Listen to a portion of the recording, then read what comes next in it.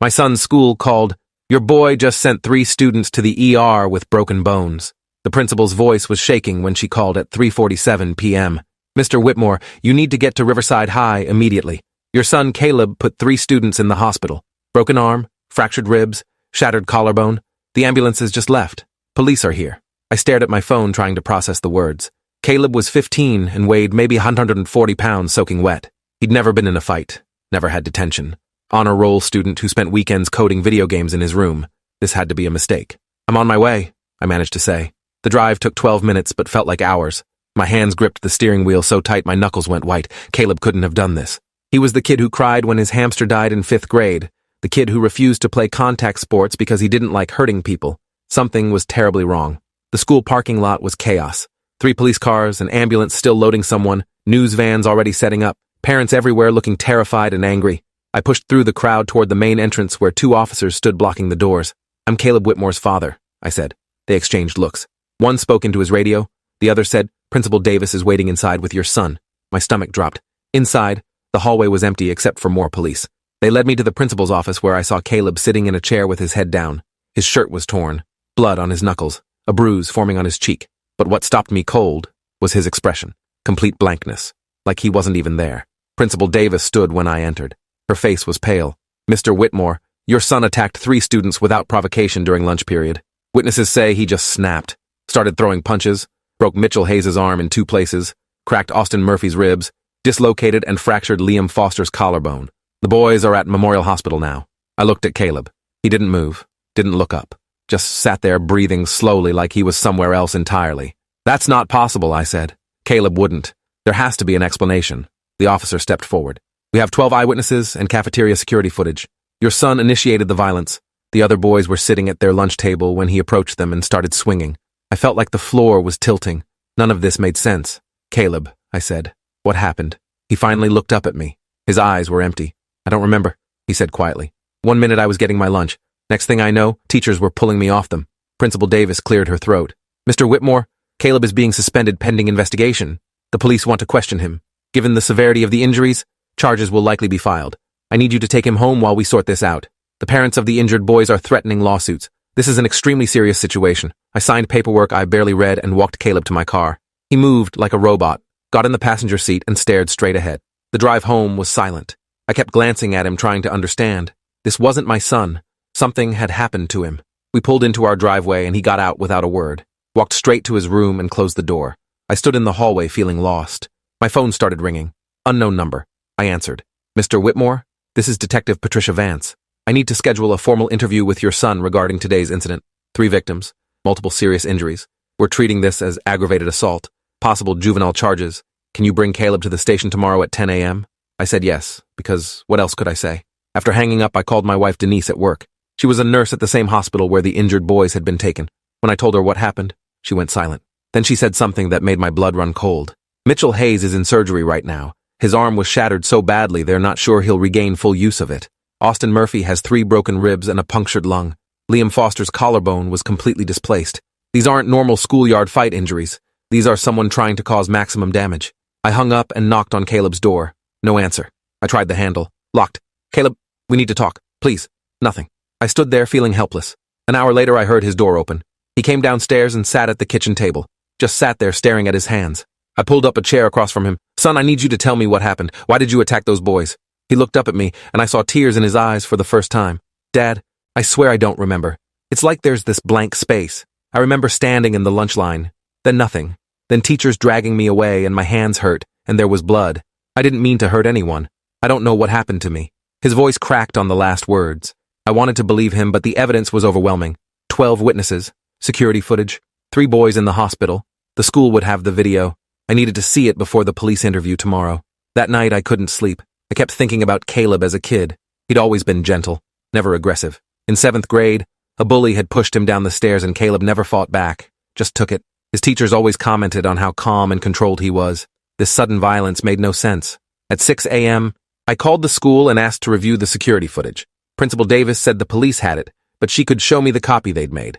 I drove there immediately. She led me to her office and pulled up the video on her computer. The timestamp showed 12:34 p.m. The cafeteria was crowded with students eating lunch. I spotted Caleb in the lunch line getting a tray. He looked normal, relaxed even. Then he got his food and turned toward the tables. That's when everything changed. His whole body language shifted. He walked directly toward a table where 3 boys were sitting. Mitchell, Austin, and Liam. I recognized them from school events. Caleb walked up and just started throwing punches. No words, no warning, brutal, precise hits. Mitchell's arm bent wrong when Caleb grabbed it and twisted. Austin doubled over when Caleb's elbow caught his ribs. Liam tried to stand, and Caleb shoved him backward into the table edge. His shoulder hit at the worst angle. The whole thing lasted maybe 15 seconds before teachers swarmed in. I watched it 3 times. Caleb's face never changed expression. Mechanical, efficient, like he was following a program. Principal Davis cleared her throat. Mr. Whitmore, I've been doing this job for 18 years. I've seen plenty of school fights. This wasn't a fight. This was an assault. Caleb knew exactly where to hit to cause maximum injury. I felt sick. I need copies of this footage, I said. For our lawyer. She nodded and made me a USB drive. I drove home in a daze. Denise was waiting in the kitchen looking exhausted. Her shift had ended at midnight, but she'd stayed at the hospital. Mitchell just got out of surgery, she said. They had to put pins in his arm. The surgeon said whoever did this had either training or got extremely lucky with their strikes. Every hit was calculated to break bones. I showed her the security footage on my laptop. We watched in silence. When it ended, Denise looked at me with fear in her eyes. That's not Caleb. I mean, that's physically him, but that's not our son. Something's wrong. Really wrong. At 9:30 a.m., we drove Caleb to the police station. He'd barely spoken since yesterday. Detective Vance met us in an interview room. She was in her 40s with sharp eyes that missed nothing. She explained his rights and asked if we wanted a lawyer present. I said yes. We're not answering questions without one. She nodded like she'd expected that. Smart. Given what I've seen, your son is looking at serious charges. 3 counts of aggravated assault. Given his age, juvenile court, but still. These boys have life-altering injuries. I need you to understand the severity. We left without the interview. I called a criminal defense attorney my brother recommended. His name was Graham Foster, and he specialized in juvenile cases. We met him that afternoon at his office downtown. Graham listened to everything, watched the security footage, and leaned back in his chair. This is bad, very bad, but something doesn't add up. He pulled up Caleb's school records on his computer. Honor student. No disciplinary history. No fights. No aggressive incidents. Then suddenly he attacks 3 boys with precision violence. He looked at Caleb. Do you know those boys? Have you had problems with them before? Caleb shook his head.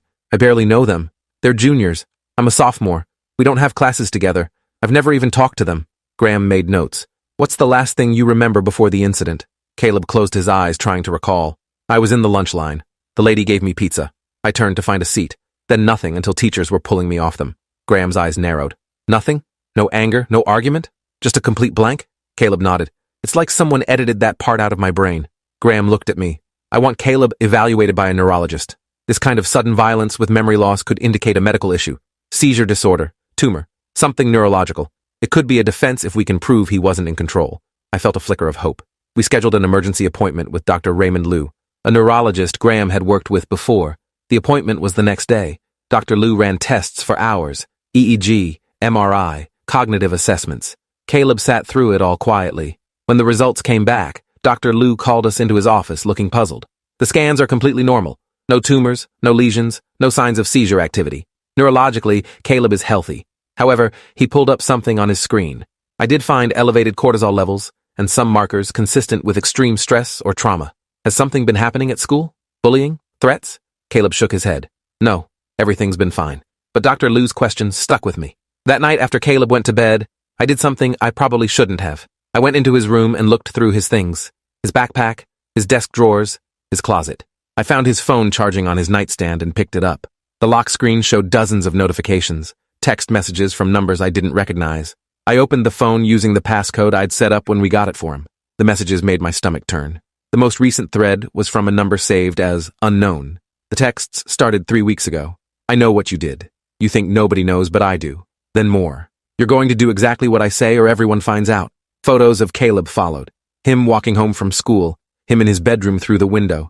Someone had been stalking him. I scrolled through more messages, instructions, specific detailed instructions. Tomorrow at lunch, you're going to approach Mitchell Hayes, Austin Murphy, and Liam Foster. You're going to hurt them, break bones, make them suffer.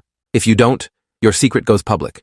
The messages went on, describing exactly how to strike, where to hit for maximum damage, when to stop before teachers intervened. My hands were shaking so hard I almost dropped the phone. I scrolled back further looking for this secret they were threatening to expose. Found it in texts from a month ago, photos of Caleb at a party I didn't know about, photos of him holding what looked like drugs, Photos of him passed out on a couch with beer bottles everywhere. The texts from unknown said, "Nice party. Shame if your college applications mentioned this. Shame if your parents saw. Shame if the police got an anonymous tip about underage drinking and drug possession. Someone had framed him or caught him in a bad moment and was using it to blackmail him into committing assault." I took screenshots of everything and immediately called Graham. He answered on the third ring, sounding half asleep. This better be good. I found out why Caleb did it. He was being blackmailed. I sent Graham everything. He called back 10 minutes later, fully awake. This changes everything. We need to go to the police immediately. This is coercion. Caleb's a victim here too. But we had to move fast because whoever unknown was, they were still out there. At 7 a.m. I woke Caleb and showed him the texts. His face went white. Oh God. Dad, I'm so sorry. I didn't know what to do. They said they'd ruin my life. Send those photos to colleges. Get me arrested. I was so scared. Who took those photos? Caleb's voice was barely a whisper. I don't know. I went to one party. One. Some senior invited me. I didn't drink anything. I swear. But I woke up on a couch, and there were bottles and pills everywhere. Someone set me up. Someone had orchestrated everything. The party, the photos, the blackmail, the assault. Caleb was just a pawn. We went to the police station with Graham. Detective Vance listened to everything and examined the screenshots. Her expression darkened with each message. This is extortion and coercion. Caleb's still responsible for the assault, but this gives us a different picture. We need to find out who's behind this number. She got the tech team involved immediately. Meanwhile, I decided to visit the injured boy's parents. I needed to explain what we'd found. Mitchell Hayes' parents refused to see me, slammed the door in my face. Austin Murphy's mom listened for 5 minutes, then said, "I don't care about excuses. Your son put my boy in the hospital. Nothing justifies that." Liam Foster's dad was different. He was a lawyer and listened carefully as I explained about the blackmail. When I finished, he leaned back with a strange expression. That's interesting. Very interesting. Because 3 weeks ago, someone tried to blackmail Liam too. Same kind of photos from a party. Same threats. But Liam told us immediately, and we handled it. I felt my pulse quicken. "Do you still have the messages?" He pulled out his phone and showed me. The format was identical. Same number saved as unknown. Same threatening language. Liam had been told to steal test answers from a teacher's desk or his secret goes public. "But you said you handled it?" "How?" "We contacted the police and a private investigator," Liam's dad said. The investigator traced the party photos back to a student at the school. A senior named Derek Vaughn. He'd been hosting parties specifically to compromise younger students, get them in compromising positions and then blackmail them into doing things. Theft, cheating, violence, creating a network of controlled kids who'd do anything to keep their secrets hidden. I felt rage building. "Derek Vaughn did this to my son?" Liam's dad nodded. "We've been building a case against him for weeks. Your son's situation is the first time it escalated to this level of violence. Derek's getting bolder. We need to stop him before someone gets killed." I took everything straight to Detective Vance. She already had Derek Vaughn's name on her radar from the tech team's investigation. The unknown number was registered to a burner phone, but they'd traced purchases and communications back to Derek. He'd been running this operation for at least 6 months. At least 9 other students had been blackmailed. Some gave him money, some did his homework, some stole things for him. Caleb had been ordered to commit assault because Derek wanted revenge on Mitchell, Austin, and Liam. Apparently, they'd reported Derek for cheating last semester, and he'd gotten suspended. This was his twisted payback using my son as the weapon. The police arrested Derek at school the next day. When they searched his room, they found hard drives full of compromising photos of dozens of students. Party photos, edited images, fake screenshots. His entire blackmail operation documented. They also found journals describing his plans. He'd specifically chosen Caleb because he was small, non-threatening, and had a clean record. The perfect person to carry out violence because nobody would suspect him capable. Derek had studied Caleb for weeks, learned his schedule, his routines, invited him to the party, and drugged his drink, staged the photos while Caleb was unconscious, then waited 3 weeks before starting the blackmail to make sure Caleb didn't connect the party to the threats. Every detail had been calculated. The charges against Derek were extensive. Extortion, coercion, drug distribution, identity theft, contributing to the delinquency of minors. He was 18, so he'd be tried as an adult. His lawyer tried to claim it was just teenage pranks gone too far, but the evidence was overwhelming. Graham worked with the prosecutor to negotiate Caleb's charges. Given the blackmail and coercion, they agreed to reduce the charges to assault with mitigating circumstances. Caleb would plead guilty, do community service, attend counseling, and be on probation until 18. His record would be sealed if he completed everything successfully. The deal meant Caleb avoided juvenile detention, but he still had to face what he'd done. The victim impact statements were brutal. Mitchell's parents talked about their son's permanent nerve damage in his arm. He'd never play guitar again, something he'd been passionate about since he was 6. Austin's parents describe his nightmares and fear of going back to school. Liam's statement was the worst. He'd developed PTSD and panic attacks, couldn't be in crowded spaces anymore. His college plans were on hold while he worked with therapists. Hearing the damage made me physically ill. Caleb sat there crying silently. When it was his turn to speak, he could barely get words out. I'm so sorry. I know sorry doesn't fix anything. I know you're hurt because of me. I was scared and I made the worst possible choice. I should have told my parents. Should have gone to the police. I let fear control me and you paid the price. His voice broke completely. I hate what I did. I hate that I hurt you. I'll spend the rest of my life trying to make up for it somehow. The judge sentenced him to 200 hours community service, mandatory therapy, and 3 years probation. She also ordered him to write monthly letters to the victims describing his rehabilitation progress. She said Caleb needed to understand the lasting impact of his choices, even though he'd been coerced. Derek's trial happened 3 months later. The prosecution presented testimony from 11 students he'd blackmailed. The pattern was clear and damning.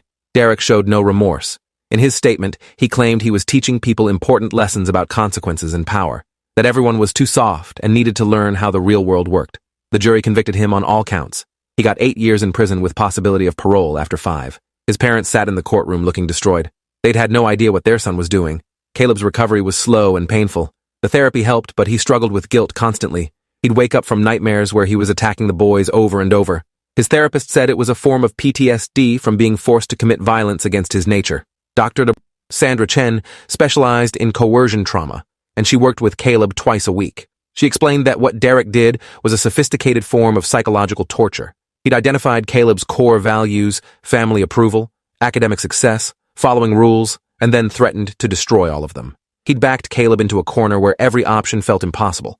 The photos weren't even real. Forensic analysis showed they'd been heavily edited. Caleb had never actually consumed drugs or alcohol.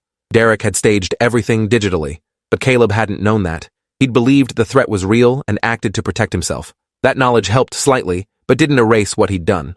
Mitchell Hayes refused all contact with Caleb for the first year. His parents felt Caleb had taken something irreplaceable from their son, and no apology would fix it. Caleb accepted that. He wrote letters anyway as the judge ordered, sending them through his lawyer. Mitchell never responded. Austin Murphy's family was slightly more open. After 6 months, Austin agreed to a restorative justice meeting mediated by trained counselors. Austin and Caleb sat across from each other in a small room at the community center. Austin spoke first about his fear and pain, about the months of physical therapy for his ribs, about how he flinched when people moved too fast near him. Caleb listened without interrupting. Then he explained what had happened to him, the blackmail and coercion, and was clear that it didn't excuse what he'd done, but wanted Austin to know the full story. At the end of the 2-hour session, Austin said he believed Caleb was genuinely sorry, that he could see Caleb was a victim too, though that didn't erase Austin's own trauma. They wouldn't be friends, but Austin could accept Caleb's apology and move forward. That small moment of peace helped Caleb more than anything else. Liam Foster's response was different. His family had fought Derek from the beginning, so they understood coercion better than most. 6 months after everything, Liam's dad reached out and asked if Caleb would be willing to speak to other students about what happened, share his story as a warning about blackmail and coercion. Caleb was terrified, but agreed. The first presentation was at our local high school's assembly. Caleb stood on stage in front of 400 students and told them everything. The party, the photos, the threats, the violence. He described the moment of choosing between impossible options and making the worst choice. He showed them the fake photos and explained how easy it is to fabricate evidence in the digital age. He talked about the permanent damage he'd caused to 3 innocent people and how he'd live with that guilt forever. The assembly was silent, except for Caleb's voice. When he finished, students asked questions for an hour. Many admitted they'd been in similar situations, pressured by older students, threatened with social media exposure, forced to do things they knew were wrong. Caleb's story gave them permission to speak up. The school started a reporting program where students could anonymously report blackmail or coercion. Within 2 weeks, they'd uncovered 3 more cases of students being manipulated. Caleb's presentation was so effective that other schools wanted him to speak. Over the next year, he visited 15 schools across the state. Each time, he told his story and more students came forward. He became an advocate for victims of coercion while acknowledging his own role as someone who'd committed violence. The duality was complex, but important. He was both victim and perpetrator, suffering and causing suffering. Understanding that nuance helped other students in similar situations see that they had choices even when it didn't feel like it. Dr. Chen said Caleb was turning his trauma into purpose, which was the healthiest response possible. It didn't erase what happened, but it gave meaning to the suffering. 2 years after the incident, Mitchell Hayes reached out through his parents. He'd been following Caleb's advocacy work online. He wrote a letter saying he respected what Caleb was doing and could see genuine change. He still struggled with his injury every day, but he didn't hate Caleb anymore. He understood Caleb had been used as a weapon by someone else. The letter ended with an invitation to meet in person. They met at a coffee shop with both sets of parents present. Mitchell's arm was in a brace he'd need to wear during physical activities for the rest of his life. The nerve damage was permanent. He'd adapted but lost his dream of being a professional musician. Caleb started to apologize again, but Mitchell stopped him. "I've heard your apologies. I believe you're sorry. What I want now is for you to keep doing what you're doing. Keep telling students about coercion. Keep preventing this from happening to others. That's the only thing that makes any of this mean something." The conversation lasted 3 hours. By the end, they weren't friends, but they'd reached understanding. Mitchell gave Caleb permission to share his specific story in future presentations if it would help other students. That permission felt like forgiveness, even though Mitchell was clear it wasn't forgiveness, just acceptance. Caleb's community service hours were completed through volunteering at youth crisis centers. He answered hotlines where teenagers called about abuse, coercion, blackmail. His personal experience made him uniquely qualified to help them. Many callers specifically asked for him after hearing about his story. He helped dozens of kids escape situations similar to what Derek had put him through. That work became his mission. Derek was released on parole after serving 5 years. The parole conditions were strict. No contact with minors, mandatory therapy, GPS monitoring. He'd been required to complete rehabilitative programs in prison, but staff reported he'd shown minimal engagement or remorse. He went through the motions without genuine change. 2 weeks after release, he violated parole by creating fake social media accounts to contact former victims. He was sent back to prison to serve the remainder of his sentence. Some people don't change.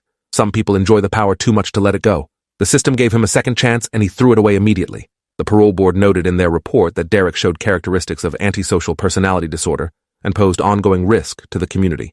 Caleb graduated high school on time despite everything. His grades had suffered initially, but he'd worked with tutors to catch up. Several colleges accepted him, but he chose to attend community college close to home. He wasn't ready to leave his support system. He majored in psychology with focus on coercion and social manipulation. His lived experience combined with academic study made him incredibly insightful. Professors frequently asked him to guest lecture in their classes. By the time he transferred to a 4-year university, he'd published 2 papers in psychology journals about adolescent vulnerability to blackmail. His criminal record was sealed as promised. The assault charges wouldn't appear on background checks. Legally, it was like it never happened. But emotionally, Caleb carried it every day. Dr. Chen said the guilt would never completely disappear, and that was okay. It meant he understood the weight of what he'd done. The goal wasn't to forget, but to integrate the experience into his identity in healthy ways.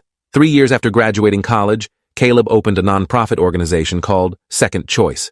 It provided resources for teenagers facing coercion, blackmail, or manipulation. They ran a 24-hour crisis line, offered legal support, connected victims with therapists, and did prevention education in schools.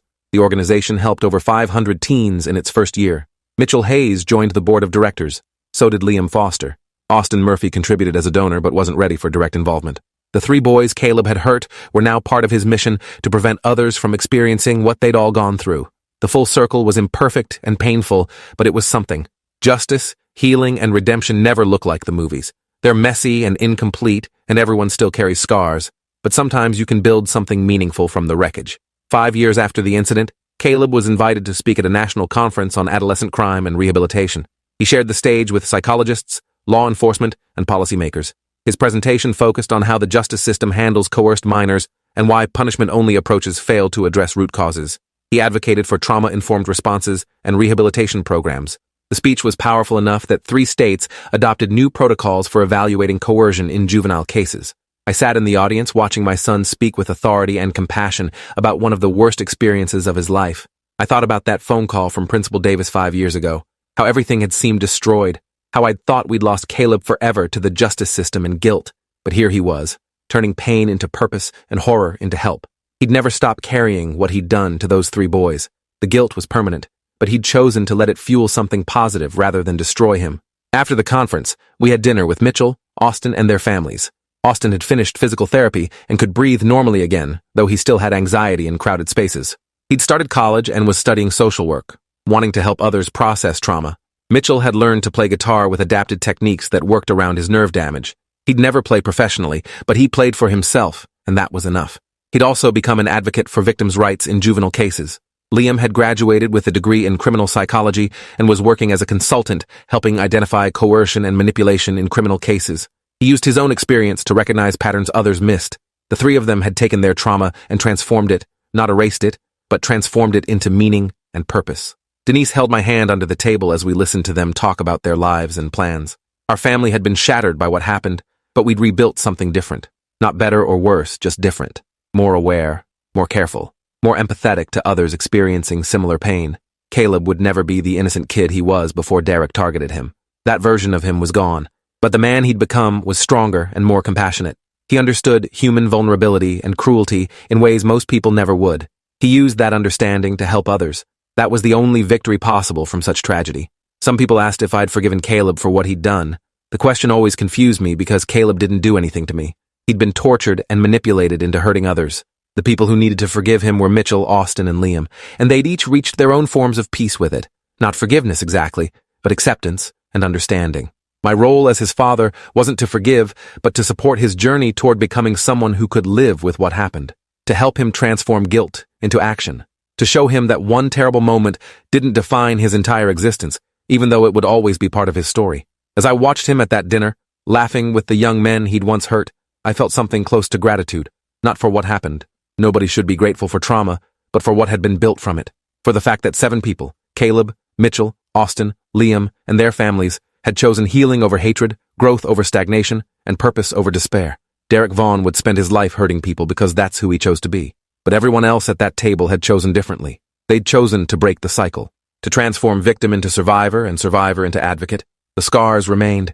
The damage was permanent, but they weren't letting it be the end of the story. That was as close to a happy ending as real life offered. And somehow, it was enough. Appreciate you watching this far. If you enjoyed it, drop a like, leave a comment, and subscribe so you won't miss the next story.